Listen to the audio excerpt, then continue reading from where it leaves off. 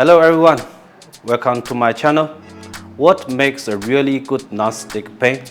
Today we got two pans from supermarket. Sometimes people throw it away because it's not non-stick.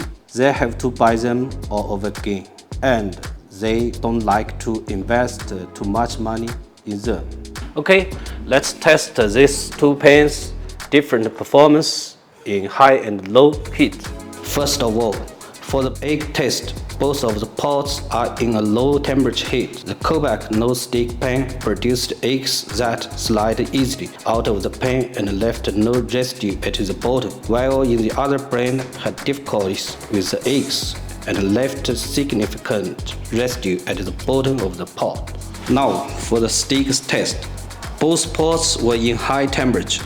The stick in the Kobach had a uniform color and reached a well-done internal temperature of 55, while the stick in the other brand had a slightly burnt surface and only reached a medium internal temperature of 41.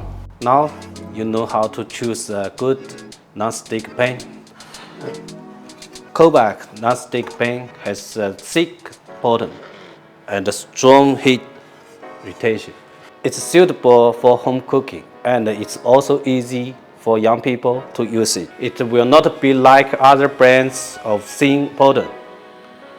Although it heats up quickly, but we can't control the time, resulting in burnt.